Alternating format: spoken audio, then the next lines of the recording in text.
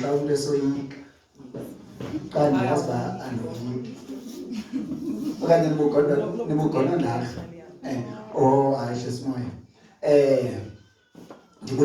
ndibulise kakhulu kwabaqalayo ukuba nathi njengoba uDlamini ndiyamkhumbula unamhla xa usitsho uba ndingutata uSanda uba uDlamini abesesithi namhla noDlamini lona kutata umnuka ngoDlamini hayi ke setshilo kumama Magulu bana akusindoda inkulu kanje indoda enkulu encinci nako kaphaka ngeDlamini bakhona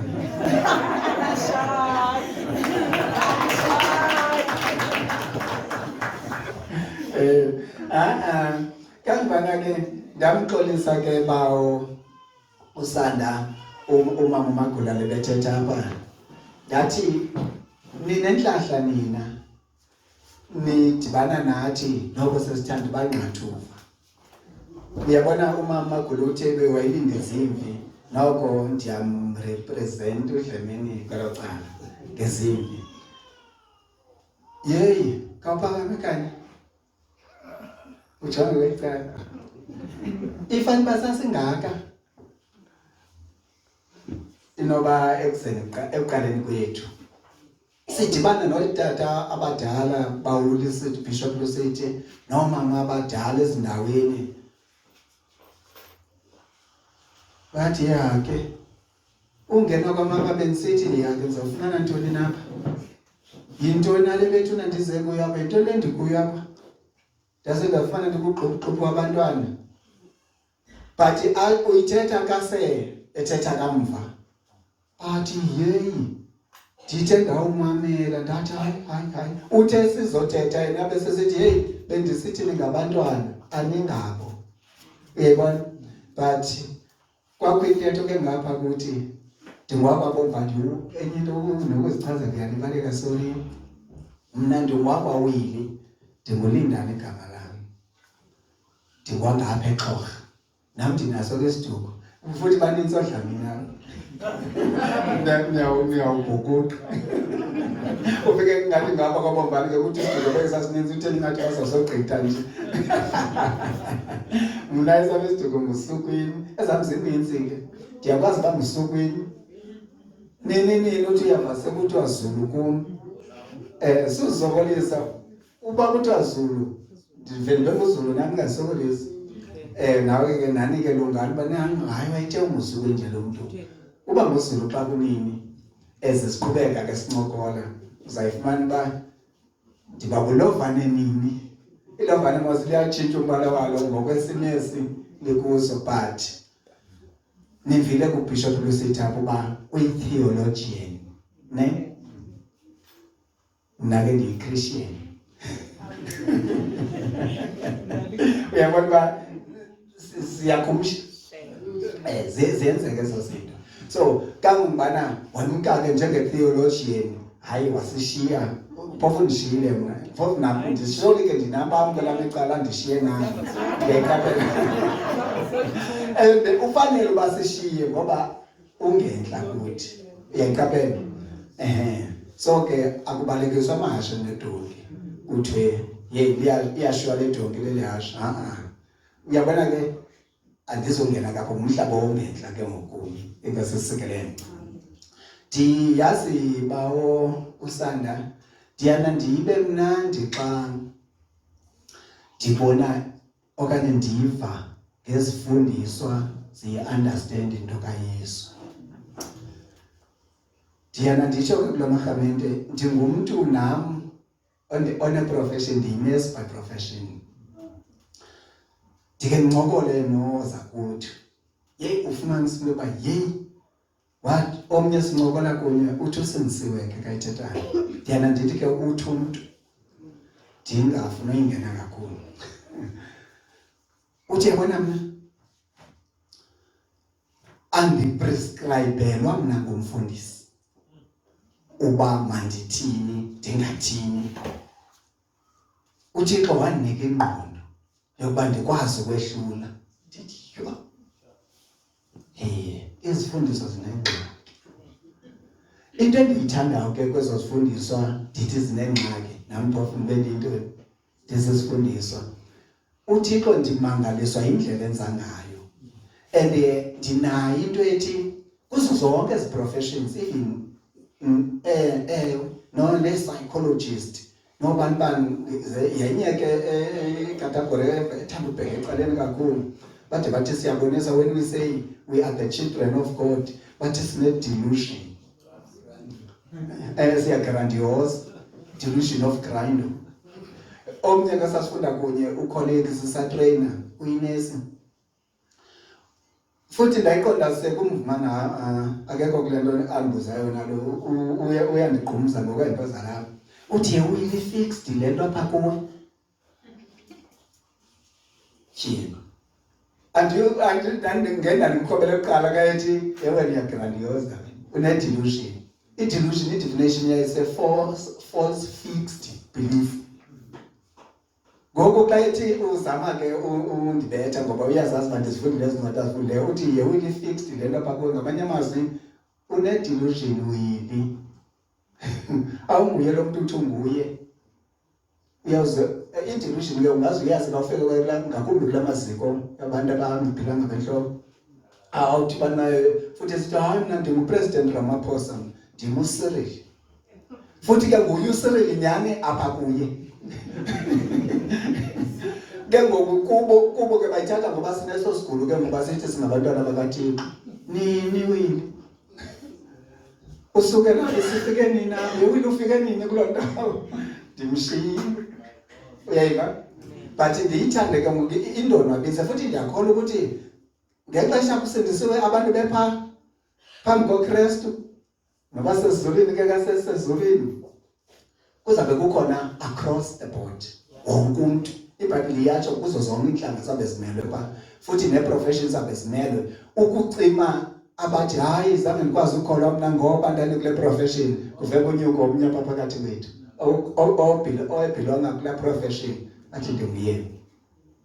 Uyayibona, ngoba like umzekelo njengoba usitsho ke ndithanda ba usanda nawe uyithethela ubana bathi abantu ungugqirha uyakholwa njengokuthi kanti limele uba nditheni, ngoba mozogqirha uyazi nawe uba ngabantu abaphezulu, abantu abakhulu. So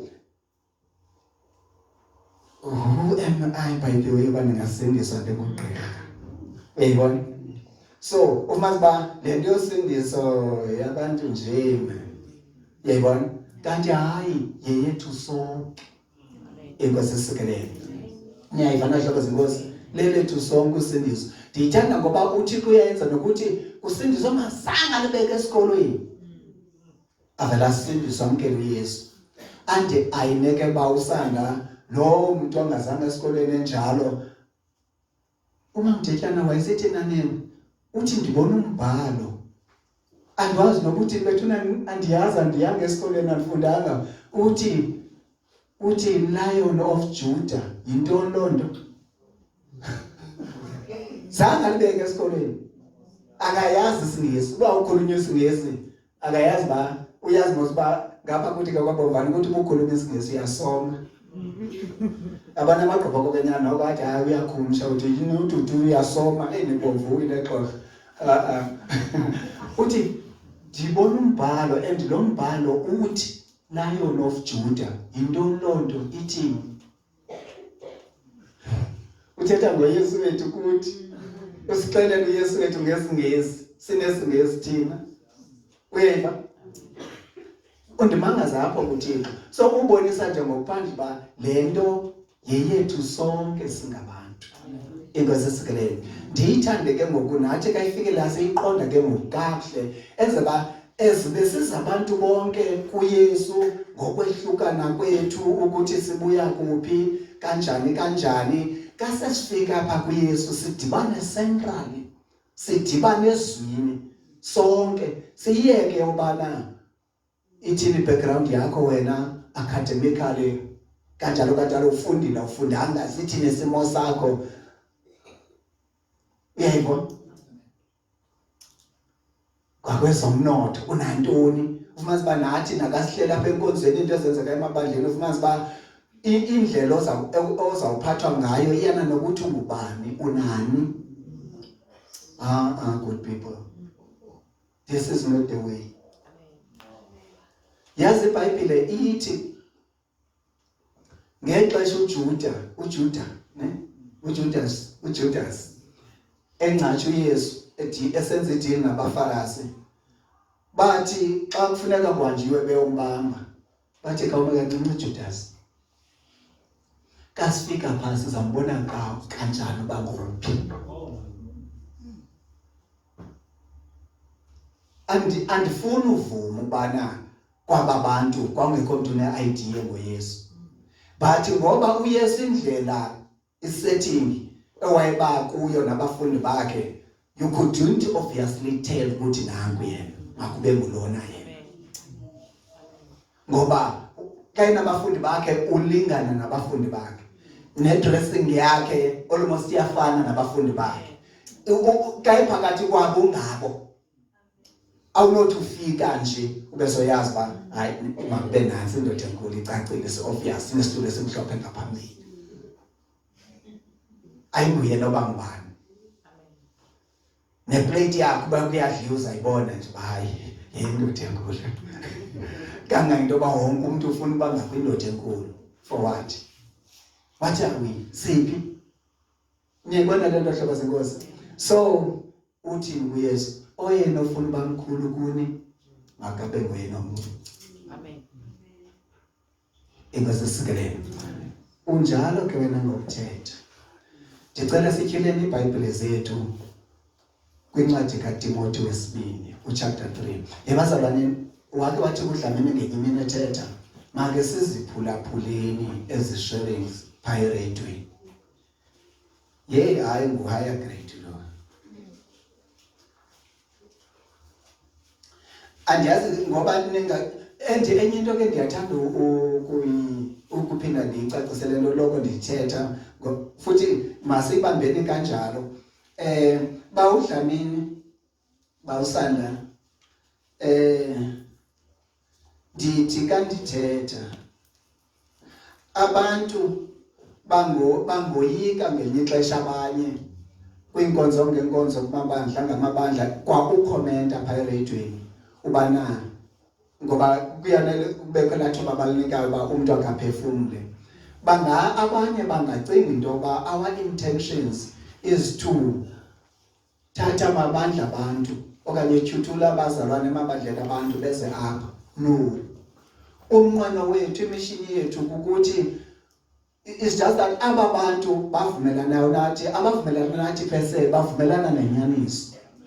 To such an extent that umnqweno wethu ke ngokubana umuntu as emamela esiva ihamba kanje lento, umdla wethu ukubana mose uyayiva ezoyiva nawe emoyeni wakho kuvuma ukuthi kunjalo ke ngokupha ufellowship akhona wena. If akunjalongo, try to talk with them.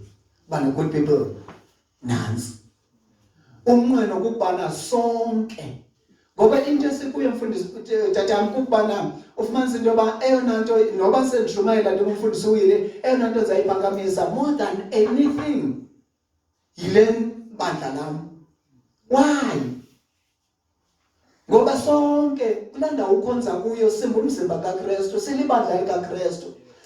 Xa ngabe thina apha sisenza kakubi silihlambele igama likaThixo ligxekwa ngenxa indlela izinto esizenza ngayo, senza into ezimbi sibize igama lalo Thixo nimbizayo kulaa ndawo likhonza kuyo, akuzugxekwa thina kuphela, kuzawugxekwa nani ngathi. Nto leyo ke ngoku indibeke kuthini noba thina apho uThixo benosinceda kangangoko senze kakuhle kangangoko bebiza, kusekhona benza kakubi, lizokutywa kwalihlanjelwe igama lakhe. Amen. Kusenzeka laa nto ayithethayo kuDavide athi ngokuba uyenzile le nto uzinike iintshaba zikaYehova into yokutshapisa. Injongo ke ngoku ilapho ubana bonke ababize egameni lenkosi uYesu nobukweyiphi ministry nobukweliphi bandla makanganiki iintshaba zikaYehova into yokutshapisa. Kanye njengoba kubhaliwe ke I think kwincwadi kaTimothy ithi limele lithe nkqi ilitye lesiseko likaThixo. linombhalo othi inkosi yabazi abangabayo nothi mibini bonke abalibiza igama lenkosi mabasuke kuko konke ukungalungisi. Enye version bonke abalibiza igama likaYesu mabasuke kuso isono. Inkosi sikelele. Ndithe masityelele iBhayibhile ne kwincwadi kaTimothy wesibini ne chapter andisho chapter 3. Kawufunda phaa ku-chapter 3 ayindiphindile foni ndifuna ifezele nto irekhoda basi ayandintlonta ifoni yam kumhlangano wedlulileyo ndithi ndiyafika ekhaya ndifuna umamela i-sharing ebiqhuba i-recorded only 2 inoba 1 minute or 2 ucaba ndiyabona ndaya icofa uba mayirekhode yawugqiba ndaphinda ndayithinta ngendlela athile yayeka andakhathazeka ndizama utyhila uyi-recording sure yes izihlobo zenkosi kawufunda phaya kule ndawo ndithi masityhileni kuyo uchapter 3 uverse 1 kawusuka kuverse 1 ithetha ngeentsuku zokugqibela ne izichaze ezintsuku zokugqibela uba yimihla enomngcipheko, imihla enobubi. Imani ke hlobo zenkosi njengomntu onesiso eside kafika ekuthini kuthethwa ngelizwi likaThixo andiyazi uba injani le nto ndakha. Kamamela ndiyathanda ukuthi ke nasemsebenzini ndive seziqhabalaka thetha ilizwi kamba uthi wathi omnye kwenye ikliniki ndifike kuyo wathi hey andiyazi into yakho wena tatweni ngovele uresign xa uvele uvangele. Uthi omnye ke ngokusesanduba I think kule veki leyo uthi ndiyakubona wena uzawuyiyeka le nto sikuyo. Uvele uvangele wena ngoku ke ngoba sebandinqinise kakule xa bethetha kanjalo ngoba phela kwento evele ndiqonda uba yho ilapha kuma ndandibindawo namamdlalweni ngoba singathi babe nentesha ngendithi lapha manje kule ntesha lento ndakabili iba ngase umuntu ndimcacisele ayibone okanye ayive uba ihamba kanjani then ke ngokisheke kuba uyayiqhuba uyayenza okanye ayenze ongayenziwa ayenze not because uthi akayazi okanye uyive wrong elsewhere. Ashiyeke mnandi inkosi esikeleni ngoku mna ndiyahalela uba ke singaqala sifunde from verse 1 ne down but ixesha lilutshaba kum. Uyabona ixesha ndinalo kukude gqithi phaa kuverse 7 iintente zethu ndirhalela sizimise kuye make simtsibele simfundene apha ngentla zawuza nje but umamela ke uke wathi omnye ethetha umzalwane ndicinga uba bekulapha phakathi kwethu kufanele bakulapha kulo mhlangano sikuwo ubana masivule amehlo iintsuku zokugqibela zingabona kuthi okanye masiqwalasele ubana ilizwi likaThixo lona ilizwi likaThixo ishilo ngaseBhayibhile ubana wodlula umhlaba namazulu eqhuqhumba zombini ezo nto zingafunyanelwa ndawo kodwa emazwini kaThixo akho nesunzwana elizodlula lingathanga libe kanti lenzekile. Ngamanye amazwi yonke into ethethweyo apha eBhayibhileni izoba njengoba ithethiwe izokwenzeka. Ilizwi likaThixo ke kokwenzeka kwayo yonke le nto ithethweyo apha kulo zikhona izinto ezenzekayo zibe zipositive. Yebona like umzekelo ithi iBhayibhile unendalo ngokwayo iphantsi koxinzelelo ihleli ekuncwineni yancwini ilinde ukubonakalaliswa konyana bakaThixo. Thina sithi singonyana bakaThixo and asiziqhathi but kufuneka sibonakalisiwe as onyana bakaThixo. Ithi incwadi iBhayibhile kwincwadi yamaFilipi siphile sazulwini sesizukulwane esigoso ekufuneka sibonakale ke kuso esisizukulwana sikhanya okwenkwenkwezi. Yeba la nto ithi ke ngoku ndicinga ba okwakubonakaliswa konyana bakaThixo balindwe quna indalo ingcali esihamba phambi kwayo iphatshenda ilinde ubona umzalwane ehamba ubuzalwane engumzalwane. Ungavi uba ngumzalwane ngoba ethetha uthetho komzalwane, kodwa ukwenza kwakhe akenzo kwemzalwane.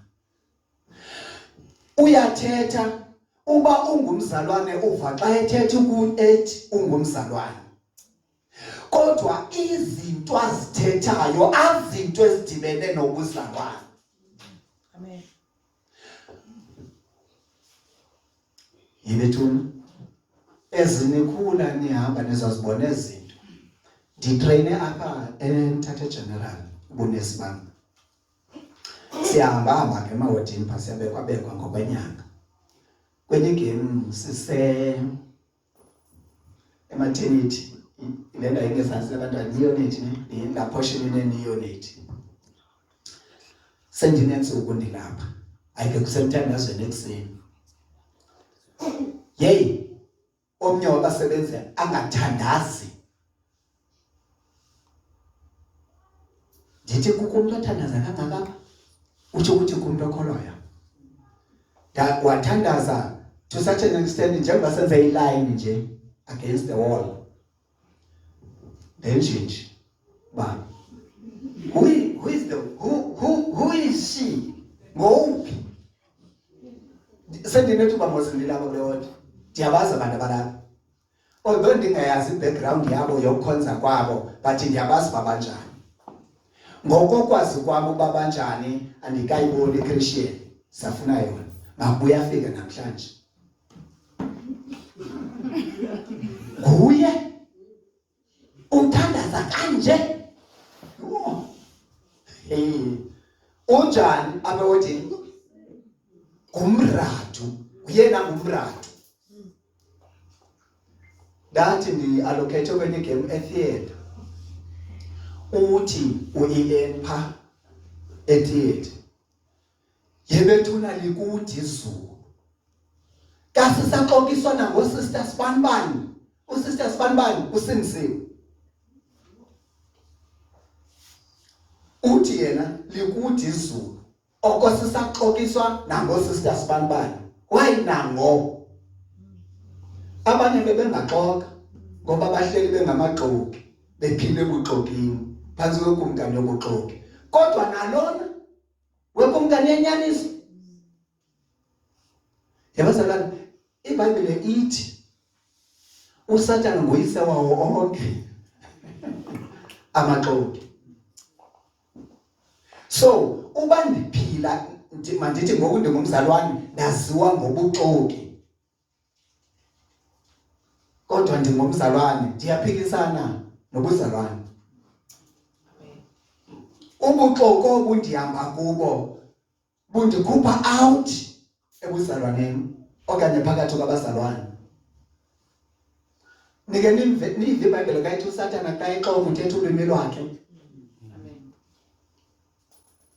Kaloku uthi uba kungenzeka umzalwane axoke kufuneka bekanti uphazamile wasifumana exokile. Kungacaci uba yindlela ahamba ngayo leyo uphila ebuxokini.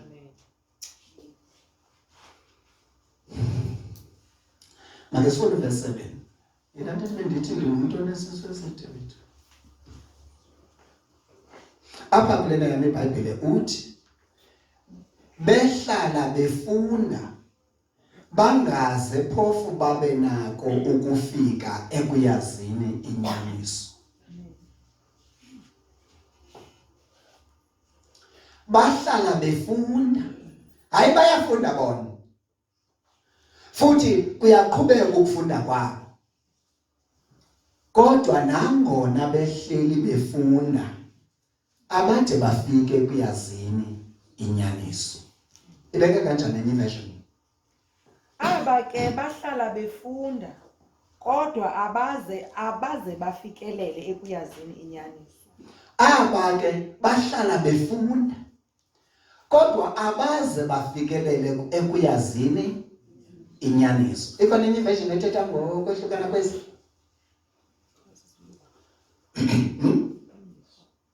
English. Ikhona isingesi ne? Kodwa fanele bazithetha kanje. Mamela ke. Xa ufunda phaa eqaleni usuka kuverse 1.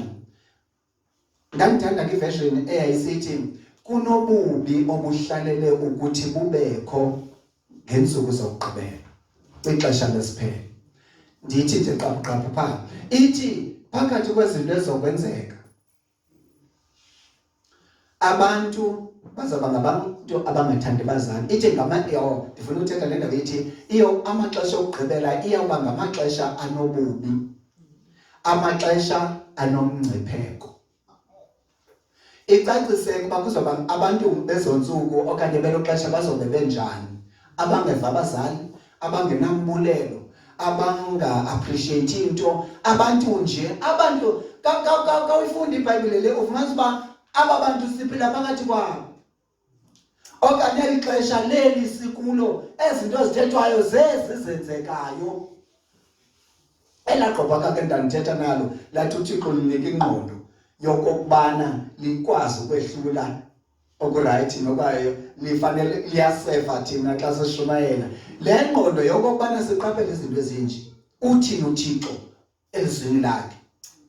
Awugqiba sisebenzisa ingqondo yethu ke ngokubana silandele ngokwale ndlela uThixo asikhokela ngayo. Ayingqondo yethu yokudecide what is wrong and good for us. Doloko ndiyithetha lento yeyiphe into elungileyo neright for thina. Uba bekunjalo ngengatshoyo uThixo ezwini lakho bana indlela zendoda zithetye kwawayo amehlo. Kodwa isiphelo sazo ziyintshabalala. Iphi ingqondo? Uba seyinikelwe loo nto.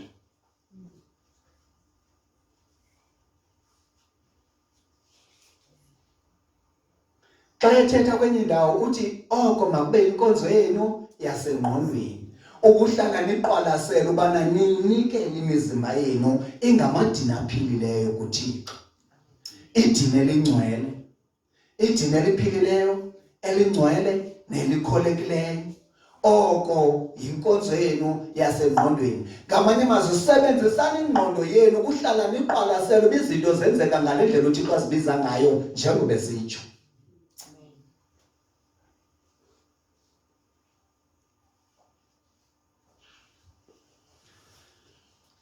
Phakathi ke kwezinto ezithethwayo kwezinsuku zokugqibela kweli xesha lesiphelo uthi verse 7.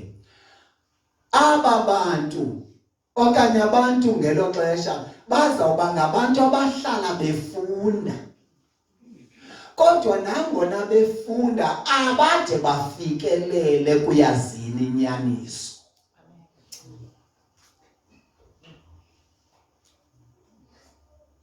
Xa sikuloo ndawo ke ngoku wena kweyakho impilo uqhubeka kanjani?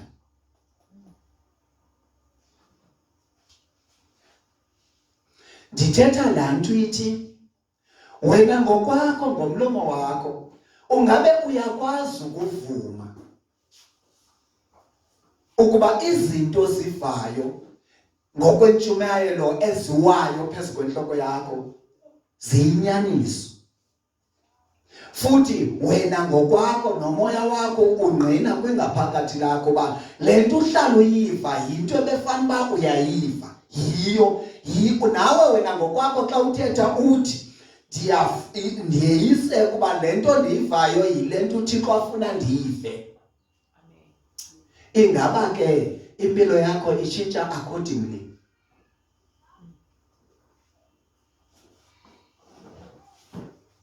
Uba kunjalo akuthethwa ngawe apha. Ngoba wena uyafunda uyafikelela kuyazini inyaniso. Kodwa okokuba ngaba ke akunjalo kwenzeka ntoni?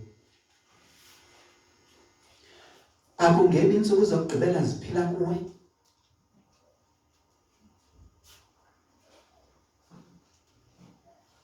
Hayi mna ndiyiva tatomile le nto uyithethayo. Ithina le nto? Ithina le ndaba esifunda kuyo? yazi kuyakwazi ukuthi kushunyayele kwenhliziyweni yomuntu ukuthatha kanjani iSteve naye senandangayidibaniselwe into ayithethayo nale ndiyifunda ithi mina ndifundeke ndiveka kahle behlala befunda bangaze phofu babe nako ukufika ekuyazini inyaniso. Ngoba njengoba behlala befunda nje kulindeleke into kokuba ngangokuba befunda mabafike kaloku ekuyazini lento bayifundayo. Mamelani hlobo zenkosi.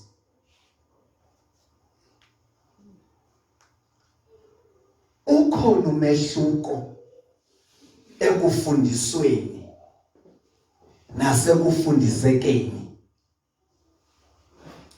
Angafundiswa umuntu. Okay, umuntu ofundisekileyo ufundisiwe. Le mfundiso ebeyifundiswa, le mfundiso ebeyifundiswa yangena apha kuye. Yaphila. Kwenzeka kuye njengokuba ebefundisiwe. Ekugqibeleni sithi lo muntu ufundisekile okanye ufundile.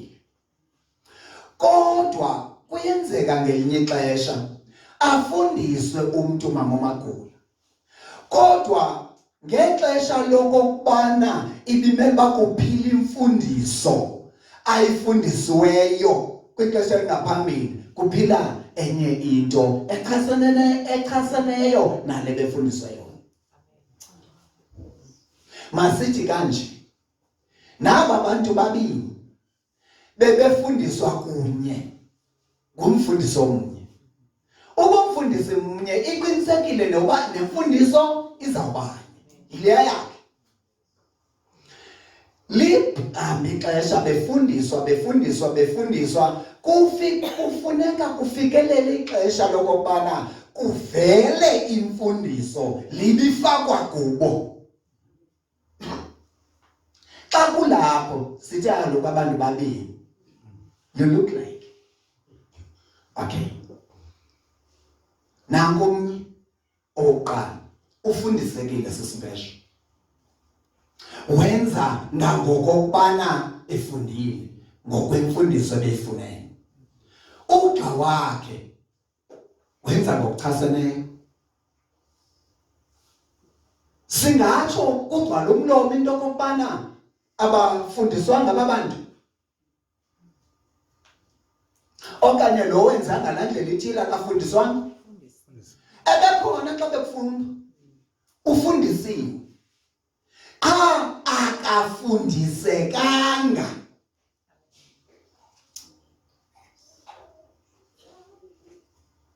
Okanye ndingathi mhlawumbe nayibomba lula kandithetha ngohlobo. Hayi wonke umntwana kwabantwana bazindladiya apha phandle abakanga abazali babe ne-attempts bonke ukuba bangabi njeya.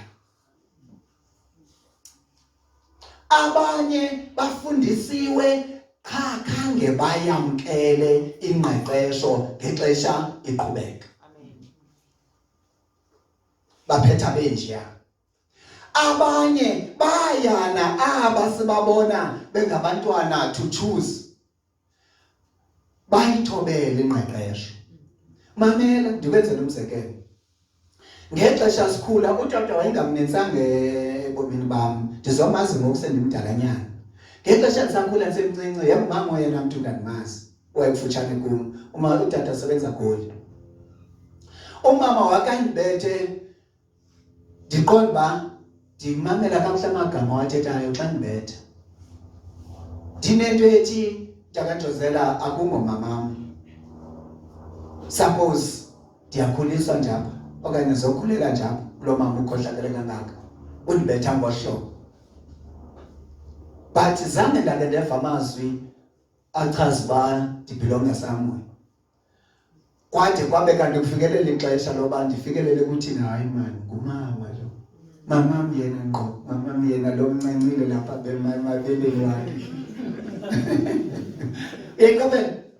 But ngoba iBhayibhile bazalwane ibeka kakuhle ke lento ithi ingqeqesho ngexesha iqhubeka ibuhlungu ayikho luyona. ndaweni yoko ivakala ibuhlungu. Kodwa kamva ubani kasexhamla iziqhamo zayo ziluyolo noxolo. Ndiyithanda ke iBhayibhile ka ithetha ngaloo ndawo kwincwadi yamaHebrew chapter 12 ngale ngqeqesho. Ithi kungengqeqesho ethi sibe ngamadlelane noThixo. Ngaphandle kokuthi sithi go through ingqeqesho kaThixo asikwazi uba sibe singonyana ngenene kuye. Ithi kungengqeqesho esenza sibe ngabadlelwane noThixo.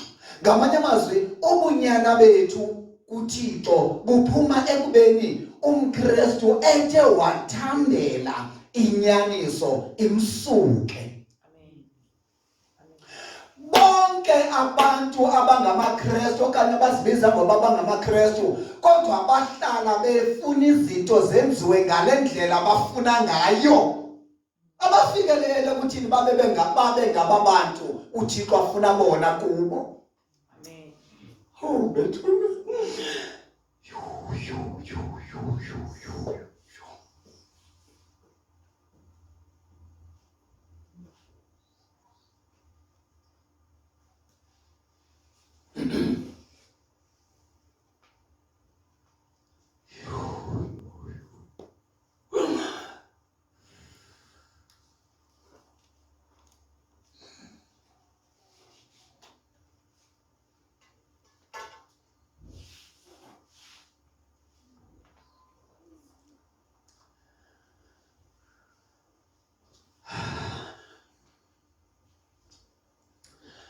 uThixo ngenyinsi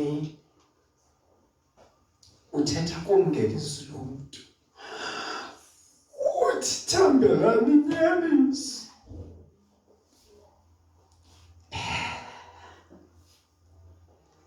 Thambelani inyaniso.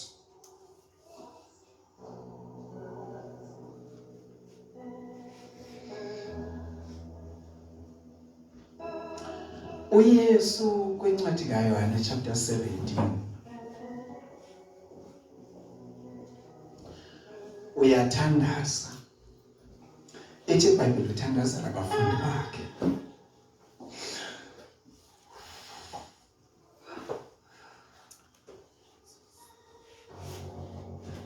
Uthi bawo bangcwalise ngayo inyaniso. Athi kwakweyavesi lilizwi lakho inyaniso. Chapter 8 kaYohane, I think verse 31. Uthi naye niyakuyazi inyaniso, yaye inyaniso iyakunikhulula.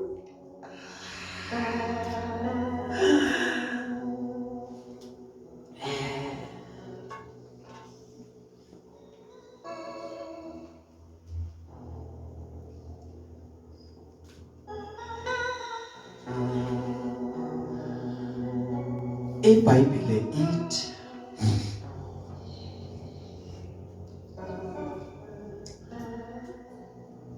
uThixo wababizela kuye abantu bakhe entabeni yaHorebe ukuze abavise ilizwi lakhe, ukuze bona bafunde ukumoyika ngalo.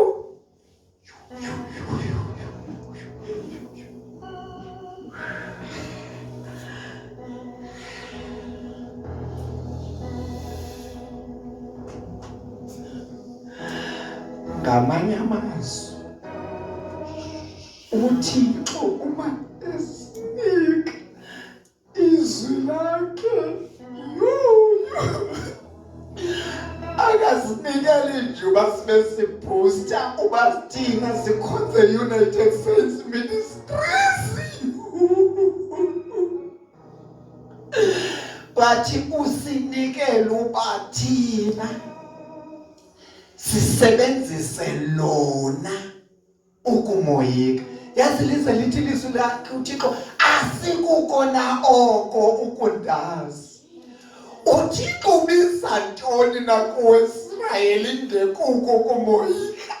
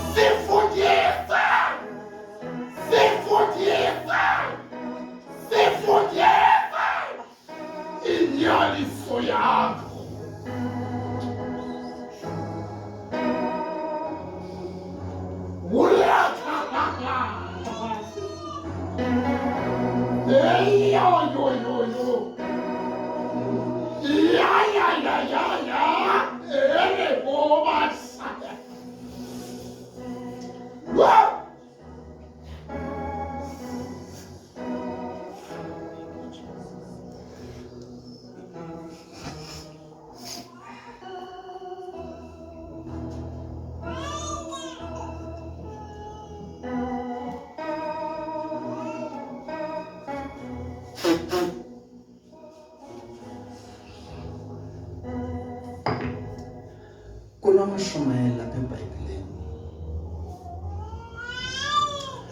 othi xa ethetha ukuxelelwe emntwini akubizayo uYehova kuwe ukuthi wenze okusesikweni. In fact angisakhumbuli nje word to word ukuba umthobele uThixo wenze okulungileyo. uThixo uma esixelela noma yini asixelela yona usixelela lonto ukuze thina siyenze. Ngoku xa kuzokwenzeka kubantu bakaThixo uverse 7 wale ndawo sifunda kuyo yokubana thina abantu bakaThixo singaqapheli uba noma sifunda asifundiseki ingxaki.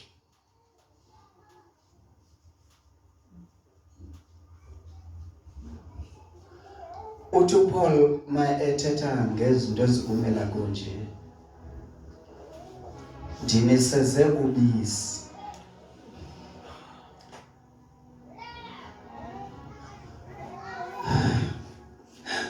ngoba benifanelwe lulo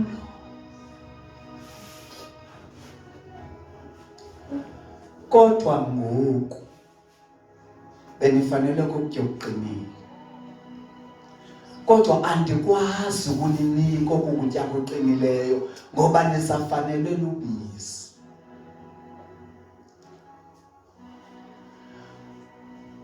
Utsho ezoba ubana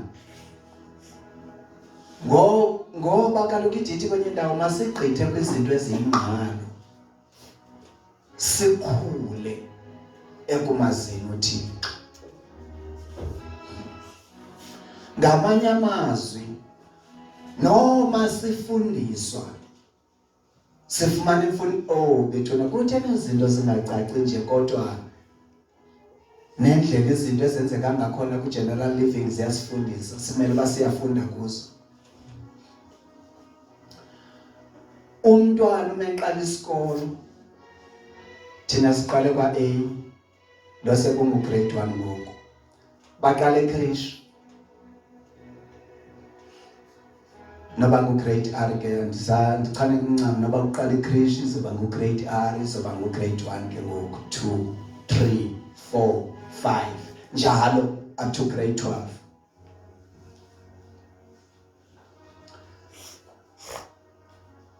Bazalwane, nalapha ekhonzeni uThixo kukanjalo.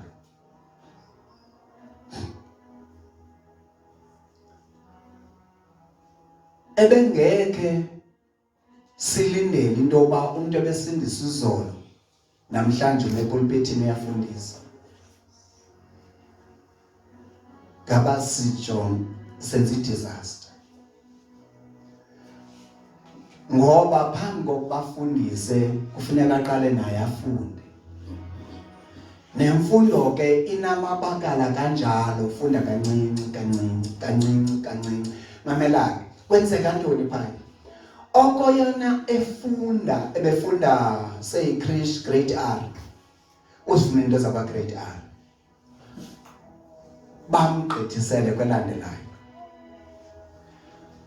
Afumanise uba uzibambile ezanto zaba grade R, uqhubeka nazo kwa grade 1, bamgqithisele. Uma bebona ukuthi akakalungeli the next grade, grade elandelayo, bayamgcina phaya esikoleni. Akekho ready. Afundiswe kunyaka olandelayo, apick up, alungele grade elandelayo, aqhubeke. Okona efundiseka, kuvela omnye umuntu kunalo awayeqala isikolo apha kuye. Noba sefika ekhaya, izidlalo zakhe akusezizezi kwa grade R. Head inhloko, knee idolo, waist isinqo. Akasatsho njalo ngoku. Yazi mangazo umntana omncinci, ilasibone yami into engayisakhulu naba 5-6 kamkokuda beminyakeni.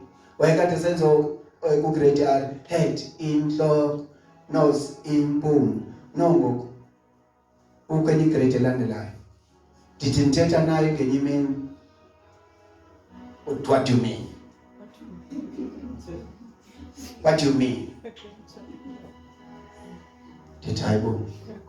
Futhi hayi siyafundisa isingesi ngoku. Isingesi mina ndaqala kwa grade 11 ufunda incwadi yesingesi ngokwami ndiyivithi ngaxelwanga ngumisi. Grade 11 kwakubi kudala. Ngoku akudlali. Angisakhumbuli ndithini kuye, athi how dare you? How?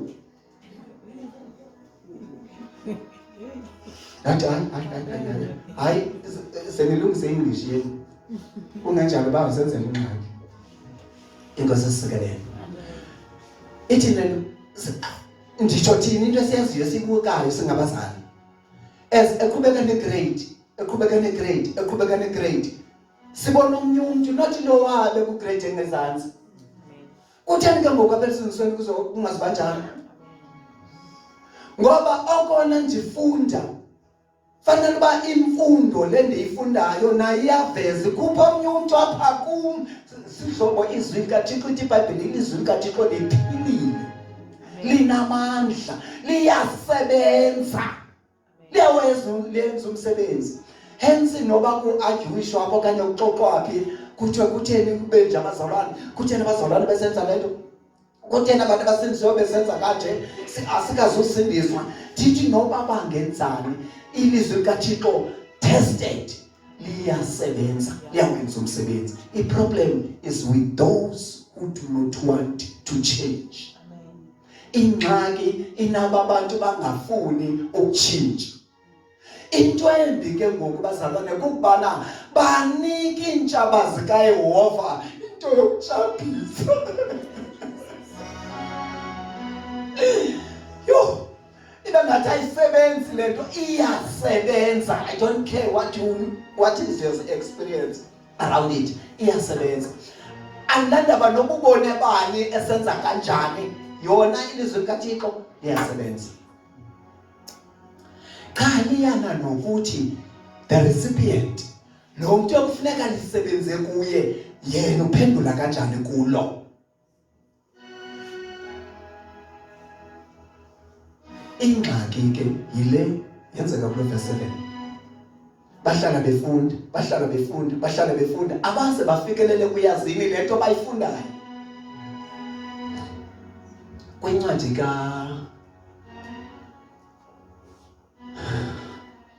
ndibanwezekile lo mprofeti. Kuthethwa kuye kanje. Uba ke ayinguye kodwa ikhona pha eBhayibhelini. Uba ingo-Isaya phakathi kwabazalwane babili. Uthi uThixo kuye, nyana womntu, khawuphume uve ozakuno babathini ngawe. Ethi iBhayibhile aphume nyana umzalwane umprofeti amecala kwentente yakhe.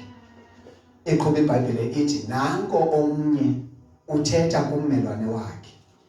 Uthi make sihambe sendlini kaYehova. Ke siyomamela umprofeti uba uzawuthi uThixo uthini nakuthi namhlanje. Lonto usathi xa ethetha ilizwi lakhe libetha kamnandi ngokungathi udlala isiginci. Kutsho omnye komnye. Niyava? Ngamanye amazwi uThixo uyamvula, uyambonisa nje uba noba babona ingathi bamamela, abamamelanga lento itshoyo. Lento itshoyo kubo ingathi ingoma etsho kamnandi, abayifumani imessage, uthetha uzuqede.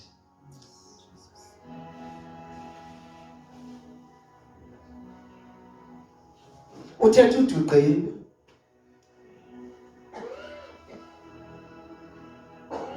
Ufumanisa uba umuntu akaze enkonzweni enomdla ukuba ufuna uvila izwi likaThixo ekuliveni kwakhalamkele lize limtshintshe abe ngomnye umntu kunala nguye. Kodwa uza ukuze afumane laa mvakalelo yokuba khona ebukhweni bukaThixo. Indivisa kamnandi loo nto, iyandixolisa. Awugqiba aphume aphinde awuba ngulaa mntu ebenguye phambi kokusa kwakhe. What is that? Yintoni loo nto? uThixo akajonganga loo nto kuthi. Ujonga uba okona siyasifunda. Uyabona uba besingathatha iglasi apha sigalele ubisi igcwale. Sibe namanzi apha eceleni. Ndikha amanzi. Ndigalele kulaa glasi. Say ikota yakulaa glasi. Elabisi kulaa glasi umuntu ebeke waliva. Ndiphinde ndithi makalive. Angavu ukuthi ukhona umehluko. Akusafani. Ndiphinde ndikhenye ikota ndigalele. Yithi laa glasi iseplatini. But kuzobe kungacaci ukuthi maninzi amanzi. Kusedominate ubisi, kusekuninzi ubisi. Phinde ndigalele enye ikota.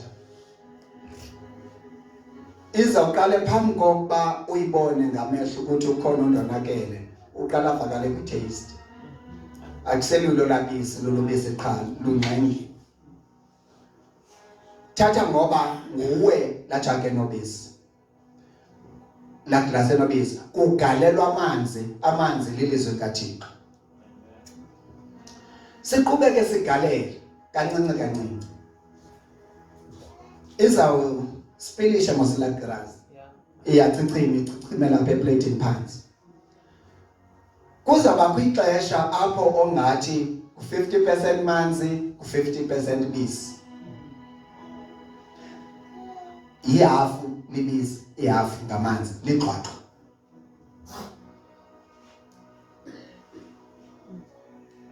Ilena ndithi asifundi nakwizinto ezenzeka kwi-surroundings sethu. eBhayibheleni ikhona ivesi ethi anifundi apha endalweni. Mamela ke, siqhubeke sigalela kancane. Kuyakwazeka ufika kwipointi apho ozobona ukuthi ingathi zange kwabanobisi kwakuvele kwangamanzi kaseqaleni. Umuntu angayitesta lonto. Mhlawumbe ke nonqena ukwenziwe waste. Ndaze ndinenzele ngenye imini ndikhumbula apha niyibona. Ile nto ibimele bayenzeka kuthi leyo. Sisindiswa singazani noThixo. Singalazi ilizwe likaThixo. Singabatshapisi lihlanjelwa ngathi ilizwe likaThixo nathi ngokwethu sihlambele singenandaba naye. Kodwa wasenzela inceba. Wasinikela yena. Yabazalwane, lubabalo lento yokusindiswa kwethu abe singadeserve. Yes, sifumene free, but it costed someone. Amen. Ndiyavuma, sifumene free, sibabalo. Besingadeserve, besingafanele. But I can assure you, idle ubani. Lo bani nguYesu. Kulothi ke ngoku ubani yaqaphela kanifunda ke kwezindawo ithi lama menene azibiza ngoYesu lichaphiswa ngenxa yawo igama lakhe.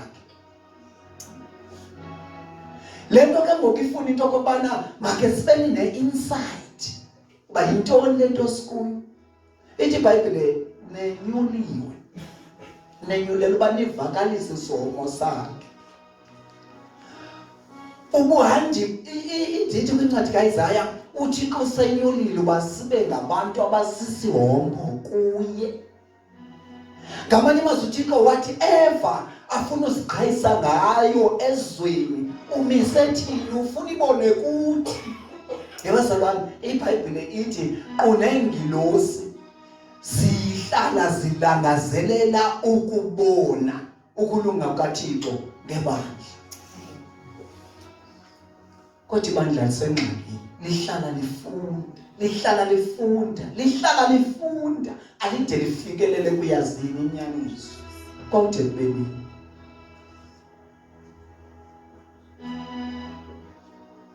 Hlobo zenkosi umuntu makadile naye. Yena. Ngoba ingathi lento. Endisikhumbula hlobo zenkosi ba ithi iBhayibhile. Ngoko ke ngangoko ubani enikiwe. Okanye ibeka kanje. Onikwe okuninzi. Kulindeleke okuninzi nakuye.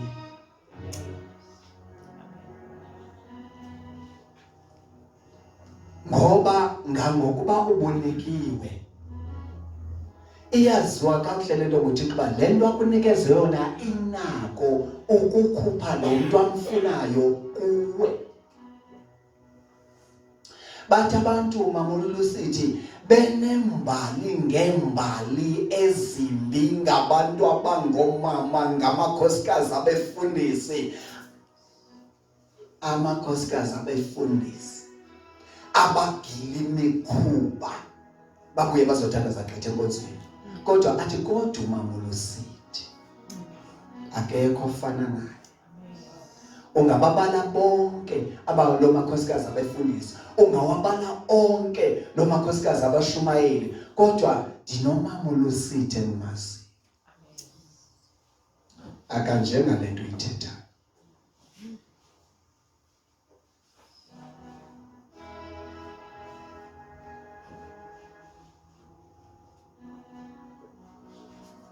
Lanto ithi wonke umuntu simele ba siyimizekelo ngokwendawo esikuzo, ngokufana nazo.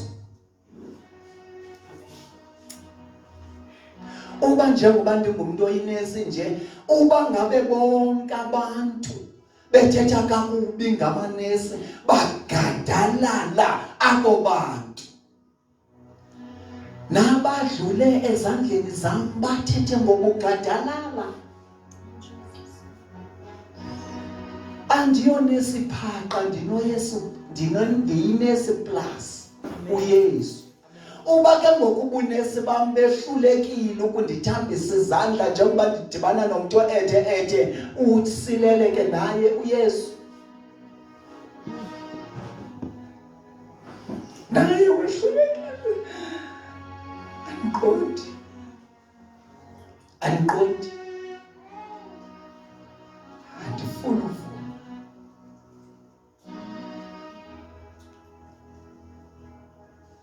ngoba fanele athi ndiyawazi amanesi ndidibene namanesi kodwa wena undinika omnye umfanekiso ngenesi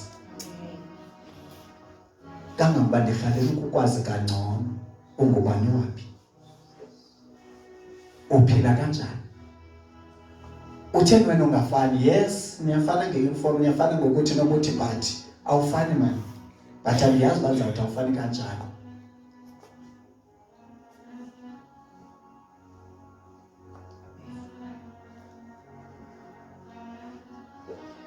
iBhayibhile ithi masibethe ithi tu intswelakwazi yabantu abazintswele kuqonda ngokwenza okulungileyo akuzisincedisa ukufana sithethe gqithi sithi lukhona lo usendiso lukhona noba wazi into noba uve into na lukhona kha usendiso kwalo attitude akusiyona amen inkosi sisikelele and okunye isihlobo senkosi ka udibana nomuntu ecriticize usindiso ngezinto azaziyo kubantu ababonileyo bephila usindiso phambi kwakhe masivume ndiyavuma mamela ndizokwehla ndizibamtezayeka kusezobethwana at least mandizame nje manje nkosinsikelele ndiseteksini ndingekaba namoto ndisuke eXhorha ifanele uba nandisize apha eMthatha but iteksi zethu zasathi eXhorha emqanduli eXhorha njengoba sisuke eteksini esuke eXhorha futhi kangekho ixesha lingakanani ndisindisiwe ndisasandisindiswa ke ndandisuyike ukuvela ndingumzalwane phakathi kwabantu wawundenzela inhloni bawudlameni kwabuthi molo mzalwane ndiqonda intoni undenzayo ngoku ke kuvela incoko uyabona laa incoko iyaziqala ngabantu ababini iphethe igqiba iteksi yonke kuxa kusindiso qha ndizixelela uba ndizuthetha more than uba asikukuba ndinayo into othetha qha ndiyoyika phethwe kubugwala ndizixelele futhi andizothetha hayi batsho othethayo nje hayi uyalunayina usindiso uyalunayina it was like kwaqala umlilo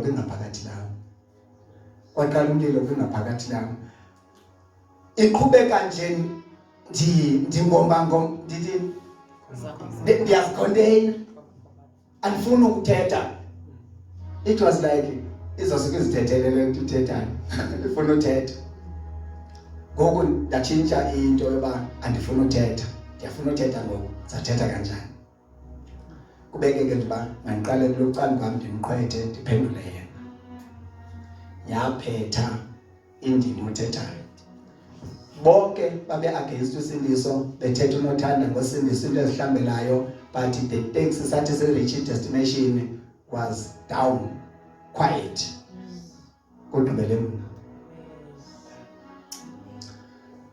atsho umntu ndazi ukuthi nokuthi nomuntu oyesindisiwe wathi ndazi into ethi ngomfundisi othile wathi ndazi into ethi ngomthomama umfundisi mna to bishop mna ndithi very good bishop anothi oyibonanga into oyibonileyo kodwa loo nto ayithi ayikho le yeah amen kulaa mntu owenze impazamo umveze uYesu kakubi so sinelo xanduva ke bazalwane sonke lokuthulisa lento ingcolayo uba ayikho lento sikuyo ayiyo lento siyenzayo and nani niyavuma into elapha phandle ngoku more than anything kushunyayela umnikelo engathi ithethe abantwini kuba mabazise imali vision gone umbono umkile kangangoba ngoku nolfutsi bamisa intente ngoba konakele kwathina then there is hope. Likhona ithemba. And eyona inhlungu ke namhla kubana kukho abantu phaphandle abathe sabalala. Abathi baphila abantu okumele uThixo avakale. Eyona ntimbi newesi abona abantu bayivayo eyona nto uThixo benzele incebo ukuba bavele nto ibimele uba bava yona, but we don't want this.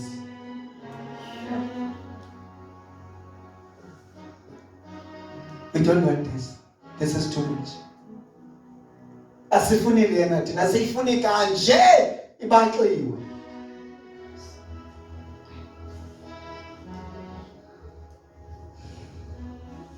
Ithi bahlala befunda kodwa bafikelele kwazini inyaniso.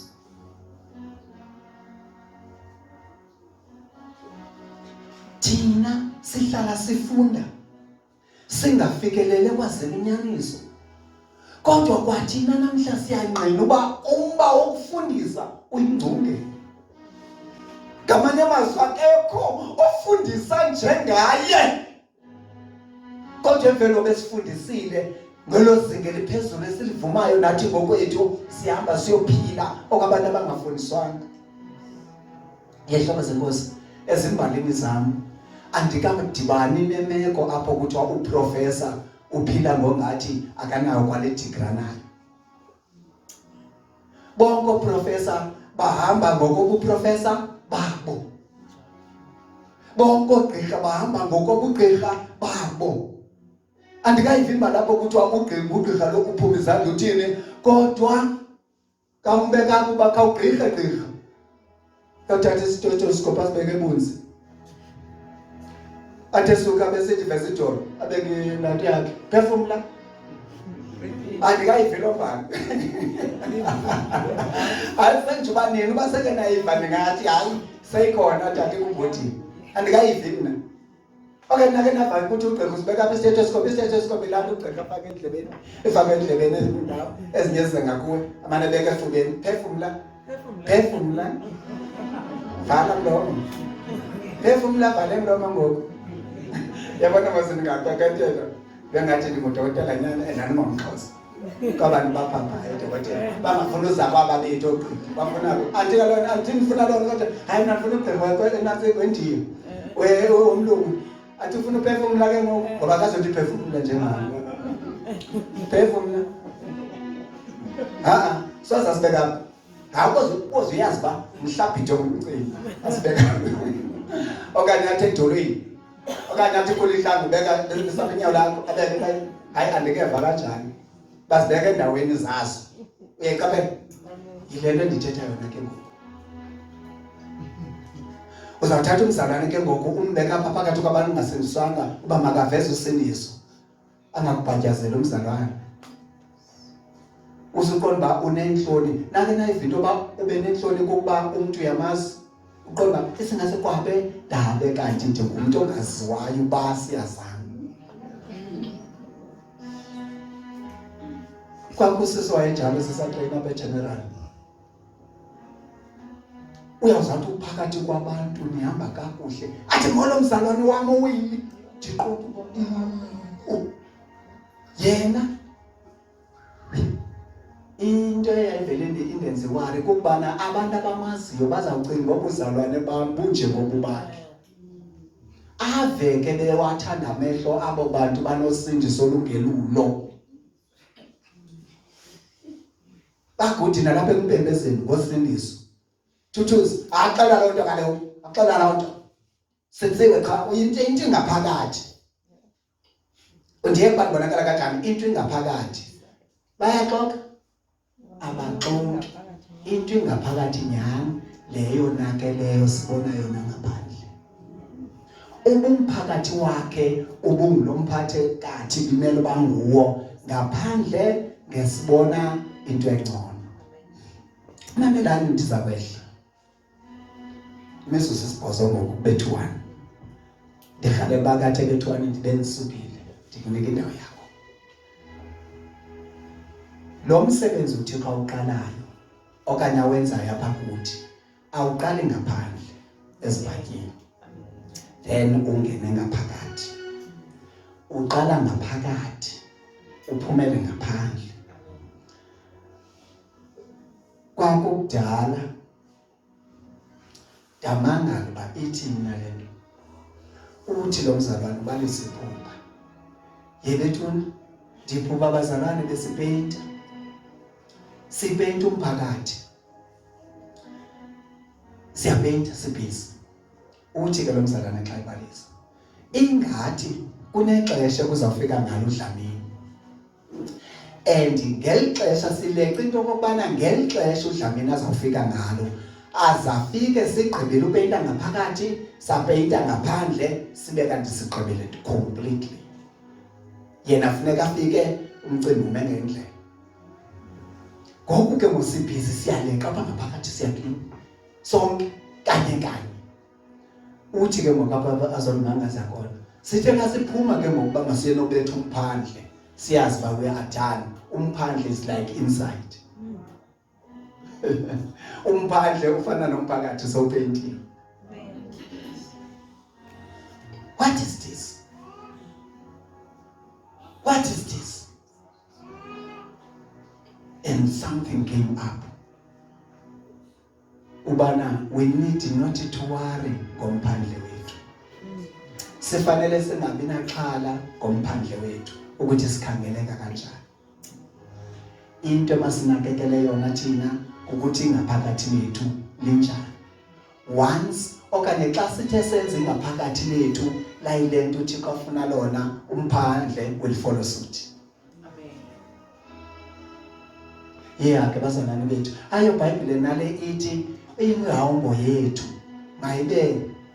mayiye kuba yangaphandle. Kuthi iBhayibhile mayibe yeyomuntu ongaphakathi uyena oxabiso likhulu kuThixo. Once ke ngokusahomba phaya enhliziyweni yethu, inhliziyo yethu sayigcwalisa ngezinto ibimele ba sigcwalise zona ngokwentando kaThixo. Sakhupha yonke lento ingahambelaniyo nelizwi likaThixo, umphandle wethu awusiba iproblem. Uzawuthi umuntu ezinxibela, in fact phambi koba nxeba uqala ayothenga. Uzawuthi umuntu ekwindawo ethile nithi se-ayizazanto ndiyabona ndiyasilandela isingesi epha eyothenga into ayithengayo athi moya ingcwele kuye ayikufanelanga agqithi seyinxiba nje sene-recommendations already. Ndiza kwehla ezinye izinto ndizithetha ndizivaphe ebazalwaneni. Uthi omnye umzalwane ndisole ke uba kule ndawo athetha kuyo ufana uba uyayinqupha ngoba le bhlukhi ibithengwe nguye sisatreyina apha eGeneral ngumntu ongusisi. Lo mamela ke ndiyambuza kutheni ungayinxibi ibhlukhi? Kuyabanda ke le mini siphangele sobabini ehodini. Usinsini ndithi hayi sisikhule awugodwa ebendweni ibhlukhi. Athi hayi andiyifuna enxibe ibhlukhi ndimthande nje qha ndifuna uba why hayi andigodola ibhuti ndithi ukuyivela umnqele pha bandlithi iThubuluzi enjalo idibena amachapheza ukuliva kathi iqaba engathi ubethiwe. Okay ndithi hayi sozongagodola sisikhule kule nje kujonge yabona mina njenganxibele ibhlukhi nje ndiyayiva kambe ngase ndizenze zibembini wena ke sozingayiva. Sahamba umzuzu ke siyasebenza sodlula idate. Hayi ibhuti wethu akugodeleki. Hayi namthenco hayi kethana bhuti awuyiyeki le nto bendifuna ude uyiyeke. Ndithi hayi nawe ka ude uyiqhibe ayiqhubeke.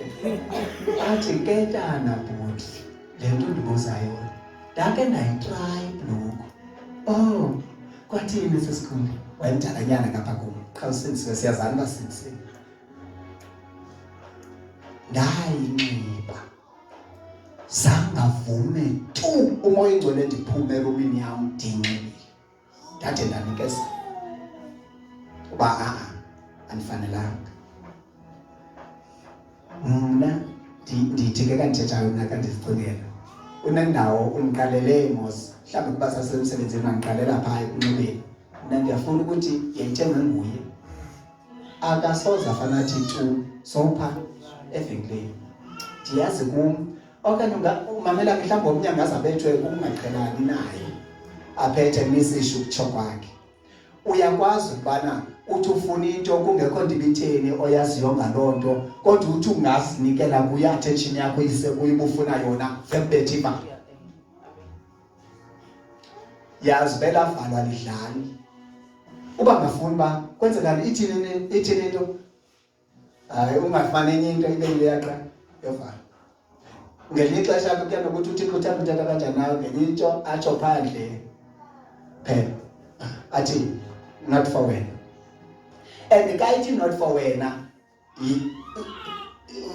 usuthi why not for wena then thatha loo nto qha uyeke uba ukayi understand uzayifumana kamva why not for wena angayizatuzela ke omnye umuntu ongumama ibhlukwe ana problem but ndiyayazi uba ithini into mamela ke uzuqonde into yokubana ibhlukwe kumuntu ongumama ingxaki yibone kanje uyabona aba bangayinxibiyo in fact aba bayinxibayo banesithukuthezi kakhulu kakho ongayinxibiyo why uthi umbuzo wami nansi impendulo uyazoyibaza bayithethe saze sibene lakho bakhona ayithethayo nasi sizathu ndakabhili umuntu ongayenziyo into ayaziyo uba ibimele uba uyayenza ngohlobo uyenza ngalo candi kwakhe as long uyenza candi kwakhe umenzela isithukuthezi uyazoyibona uba udlamini kanje bawusanda uyabona uba sihlala ndawonye ngokusondeleleneyo asihlambele mkholiko wakho I'm not saying ndingogqirha ndithi let's say masithi ndisebenza kunye siyapartnerisha sebenza ndawenye ndingogqirha nami namsindisiwe ukufasta ndagqiba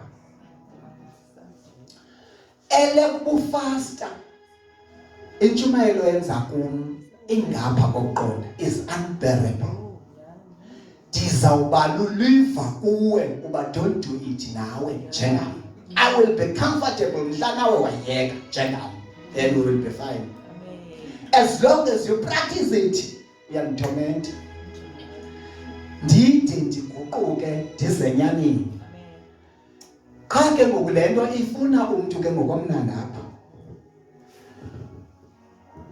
kaloku udokotela nzayenza kade nzayisa ngesikolo andizuza kuwe ndithi awukho right bafastile ndiyayazi right qha once ndinote ukuba ufastile I'm gonna search and send anyone as far as it might be to get something that I know you like so that I bring it to you so that we share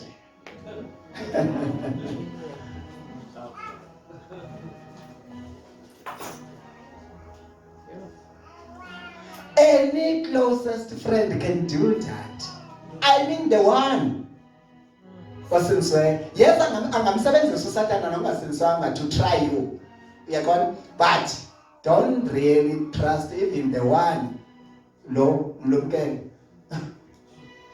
Ndisho lo senziwe mina akufight apha kwi-fasting ngoba sewawina nguSathana kwi-fasting. Wayikhupha kwi-schedule yakhe. Yingozi ungumKristu i-fasting ingabikho kwi-schedule yakho. Into ezakwenzeka ubungozi bakho ayikho ukubana uThixo akuthanda gqithi okanye uza kuthiya gqithi i-against wena. Wena uzawulawulwa yinyama yakho kunoba ulawulwe ngumoya wakho. Uthanda ungathandi ngoba inyama yakho ikunika ii-commands and uhamba ngazo. Amen. Mamela ke inyama kayikulawula iqala ikulawule ngoba namhlanje ndifuna amagwinya. Futhi namhlanje ndifuna elinebhaloni bangathi hayi kukho iRussian elinebhaloni izawutsho ndithe elinebhaloni hayi bangadle elineRussian angake sihambe sijikele ngaba ndifuna elinebhaloni iyakupractice ukululamela yona then udibana nomuntu ohamba ngolo hlobo wena uhamba ngeeprinciples zakho bendingathi ngadleli nepaloni qha ke ngokwelinepaloni alikho kukho into eline-cheese biyafaka i-cheese egwinyeni. Hayi ungandinika nayo ndiyayisebenzisa i-cheese. Uyiqhelisa uba ii-orders ndim ozinikayo akusiyona. Xa seyikubona inyama uyused ekuthatheni i-orders zayo iza ku-orderisha to something that you clearly know that awumelanga uyenza. Iza kunika i-order kwinto oyaziyo kakuhle ngokwelizwi bawumelanga uyenza, uzawuyenza because we are used. Uyabona la saying ithi phakathi kwethu usuality conquers the brain. Isiqhelo sayo isingqondo, uThixo uyazi ngqo. No wonder esithi elizwini lakhe ziqheliseni ukoyika uThixo. Uyayazi uThixo once ingqondo yethu yaqheliselwa ekoyikeni uThixo, even if we are maybe not of that much alert ngokwenza into against ilizwi likaThixo, but ingqondo yethu iqhelise ukoyika uThixo, ayinangxaki nokulala emgceni.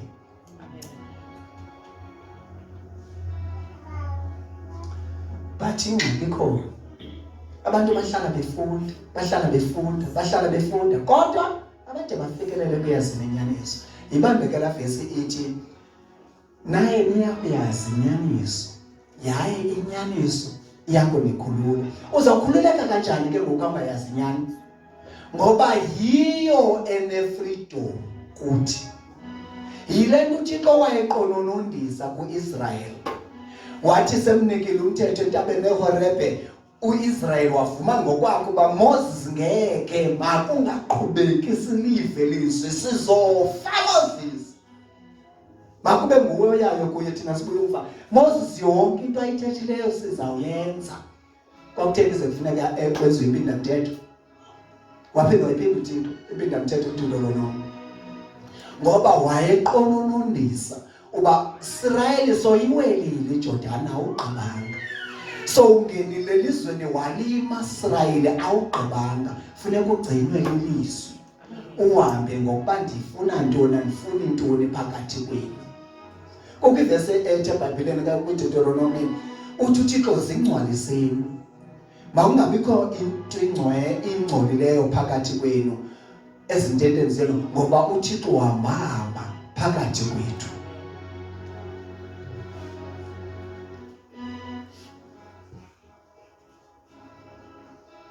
Inkosi isisekeleyo.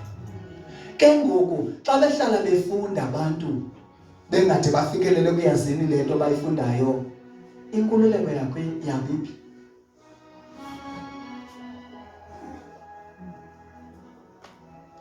Ebazalwane bami, ndandike ndithi ke kudala noba umuntu akayithembi ezinto azithethayo, ezinto azivayo uba zingakunceda, make aplage apha kubo.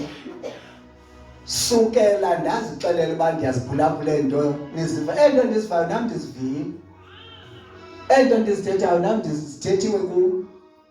Ndazibamba mem, zandigcina, zandenza loo nto ndinguye ngoku.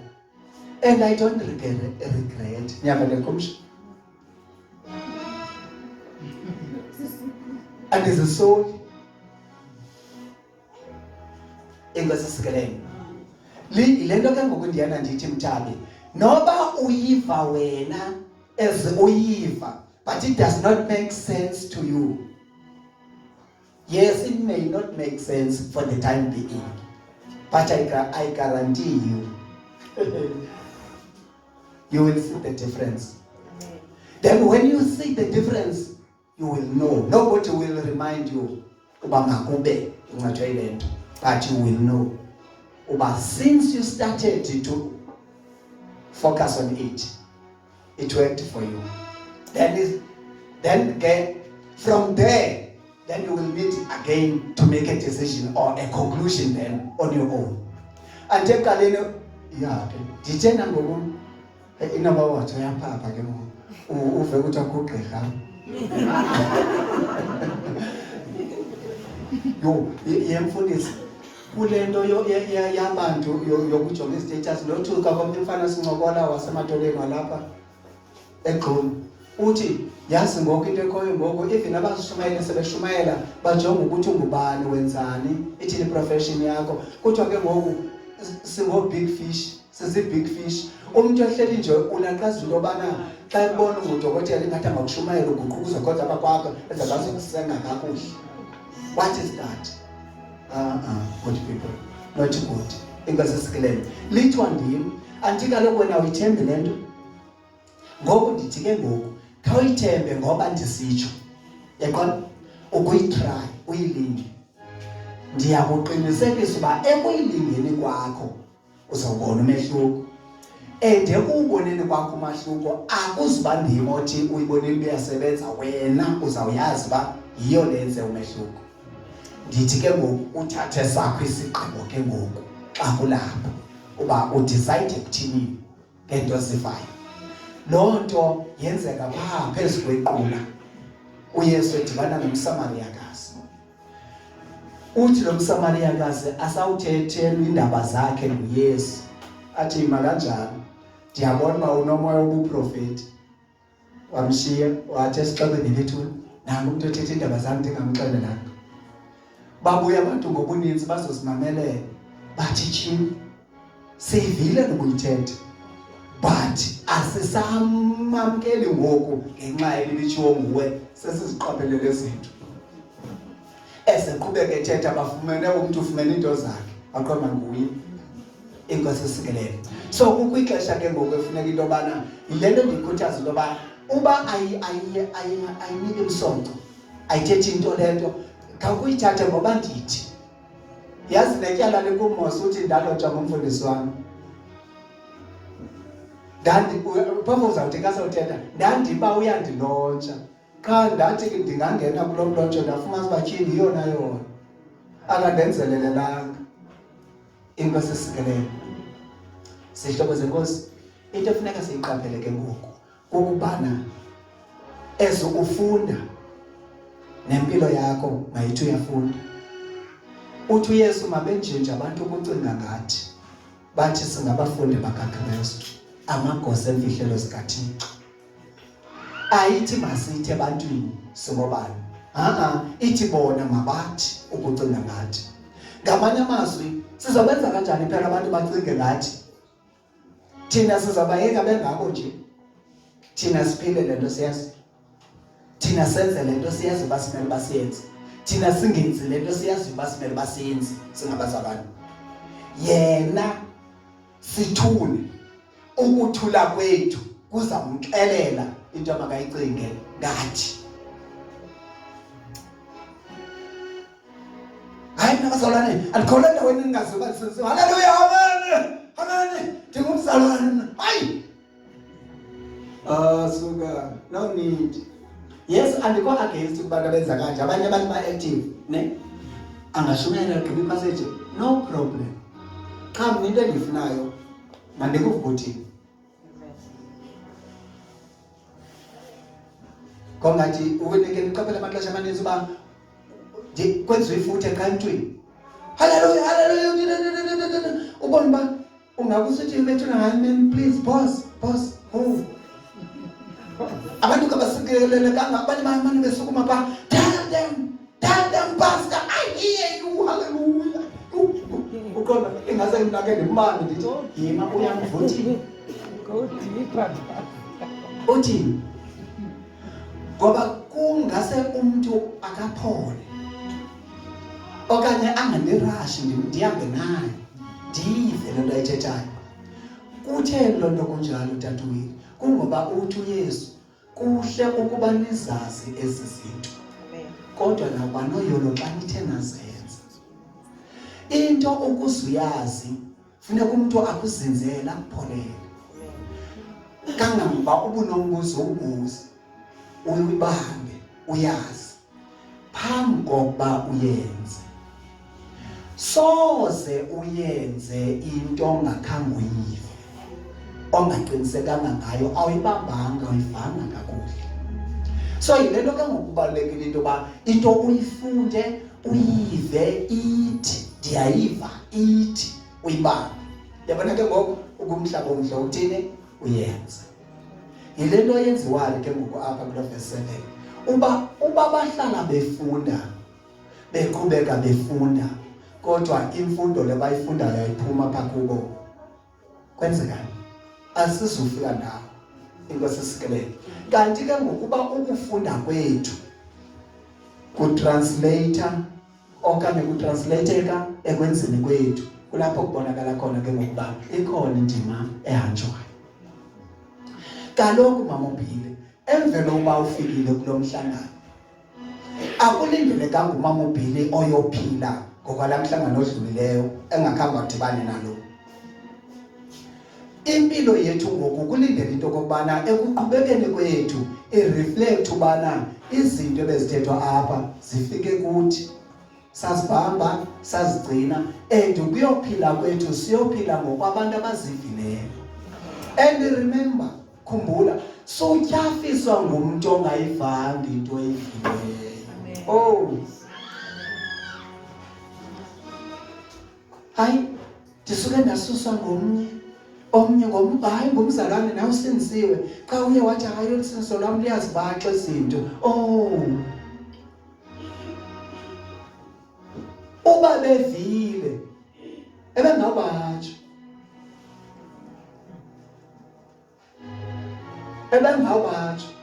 okanye ke umntu ngamnye unaxanduva ngaye. And noThixo akasifuna as a group xa egweba. Ithi iBhayibhile uThixo uza kusimisa phambi kwesihlalo sokugweba sikaKristu. Ithi sonke, that means everyone. And umuntu uzawuakhawunta ngaye. Mna ndizoakhawunta ngomfundisi uMnuku. And umfundisi uMnuku angazoakhawunta ngami. Jim khango sika-akhawunte ngani. Kanjani? Ithi iBhayibhile encwadi kaHezekile, uba umveleli uthe elubona utshaba akasibethe isigodlo, bazawufa abantu ngoba bebulawa lutshaba, kodwa igazi labo lizawubizwa kuye. Then ithi ke ngokulonto ndingumveleli na in a way in our days.